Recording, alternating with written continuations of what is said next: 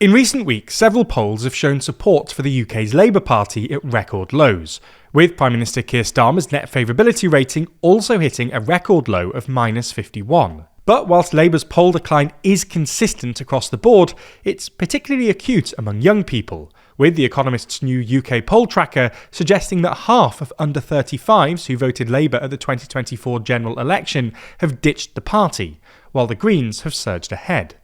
So in this video, we'll dive into the polling shifts happening among young people in the UK, and try to explain why young voters are ditching Labour.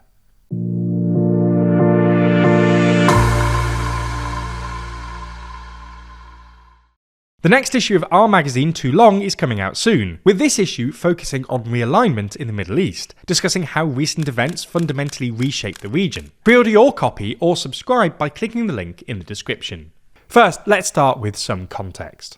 At the July 2024 general election, Labour was the most popular party among 18 to 24-year-olds, 41% of whom voted for Labour. The next most popular party was the Greens, with 18% of the 18 to 24 vote, followed by the Lib Dems, with 16% of the vote. Similarly, among 25 to 29-year-olds, Labour was by far the most popular party, followed by the Lib Dems and then the Greens. But fast forward a year to June 2025, when a YouGov survey found that only 51% of 2024 Labour voters would vote Labour again if a new election were held, the lowest voter retention of any UK political party.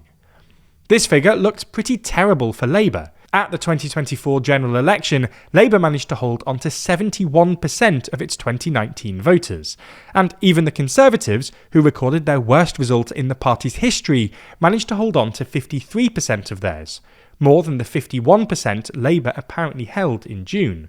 The idea that, so early into their term, Labour might already have lost half of their voters was a poor indictment of Starmer's first year in power. However, in recent weeks, things have gotten even worse for Labour, largely due to the rise of the Greens since September under their new leader, Zach Polansky. YouGov's most recent polling from the 10th of November now puts the Greens well in front of Labour among 18 to 24-year-olds, with 36% of the vote, while Labour languish behind on 24% and appear to be on a steady downwards trajectory. Similar trends are illustrated among under 35s by The Economist's UK poll tracker, which has found that, while Labour won nearly half the under 35s vote at the 2024 election, it now holds only a quarter. Meanwhile, the Greens have surged, overtaking Labour among 18 to 34-year-olds, and now holding around 30% of the under 35 vote. So why are young people ditching Labour for the Greens?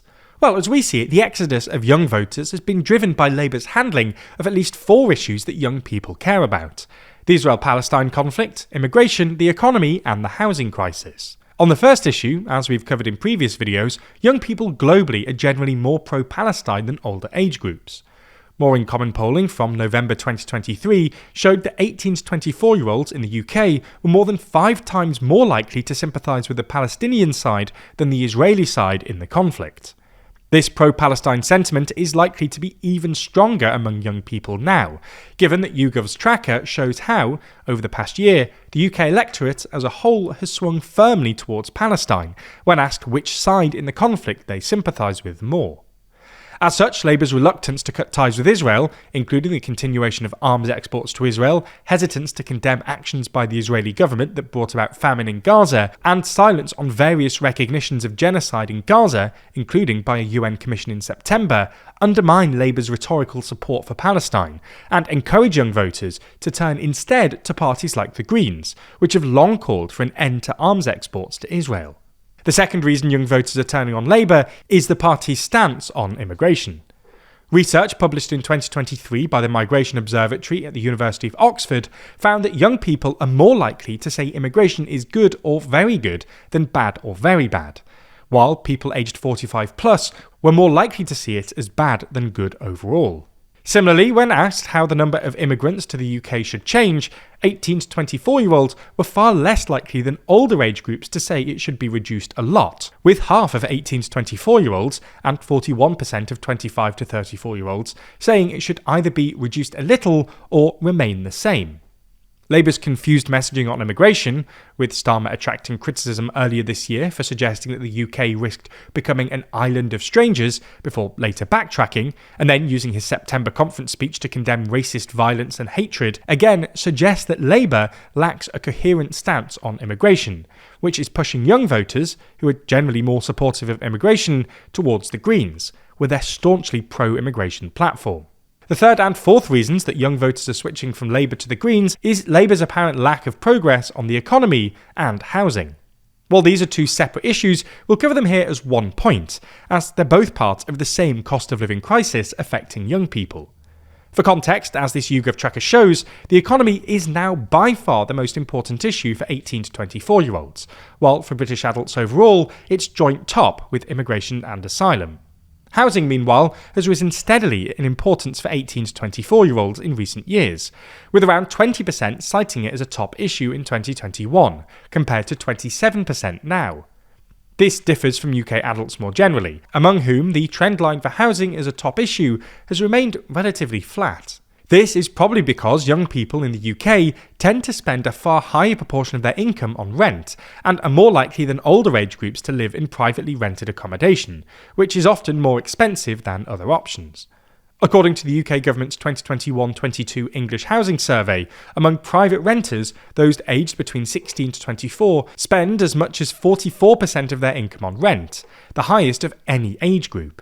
At the 2024 election, among voters who rent privately, Labour received 3 times the vote share, 42%, of any other party, suggesting the party was elected partly on its pledge to deliver more affordable homes.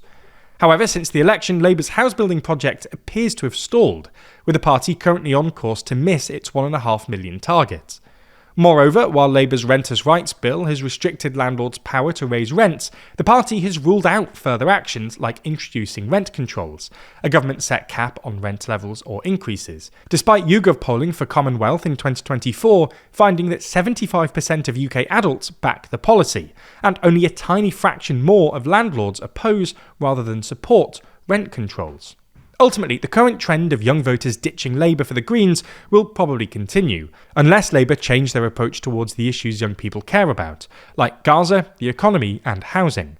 While young people, who have historically lent more towards Labour, might not sound like an important voter group, if Labour continues losing young voters without gaining older ones, the party's long-term electoral future could be at stake. When a story like this breaks, the headlines aren't just fast, they're fragmented. Depending on where you get your news, you might be seeing a completely different version of the same event. But if we take a look right now using Ground News, we can see that there are 15 sources currently reporting on it, with most of the coverage coming from the left. If we dive a bit deeper, we can see that the left is framing it as a green surge, and the right is speculating about a Farage premiership. We're able to get such a detailed analysis thanks to our sponsor this week, Ground News. If you're overwhelmed by the amount of outlets and stories that you're seeing online, Ground News has the solution for you, as they expertly collect and merge thousands of articles into one easy-to-access place, finally giving you an effortless way to consume news and digest media bias. And it doesn't even end there. Ground News offers you comprehensive breakdowns into the ownership, bias distribution and factuality of each article, allowing you to dive even deeper into every story. For example, if you're worried about how much you can trust what's being said about a certain event, with a click of a button, you can filter and sort every story by their factuality level, helping you to easily grasp the reliability of each outlet. It's not just the stories we see that shape the narrative, it's the ones we don't. Ground News' blind spot feed is the only feature that shows stories being ignored by one side of the political spectrum, helping you break out of your bubble and spot what you might have missed. To give you an idea, here we can see this story on Toronto City Hall raising the Palestine flag, which would have been completely buried if you lean right, as it's mostly being reported by left-leaning outlets. Ground News doesn't just feed you stories based on your algorithm, it allows you to see everything the other side might not want you to. That's why we're partnering with them to offer you 40% off their unlimited access Vantage plan. All you have to do is subscribe through the link in the description, go to ground.news/TLTR or scan the QR code on screen, and you'll be supporting an independent news platform working to make the media landscape more transparent.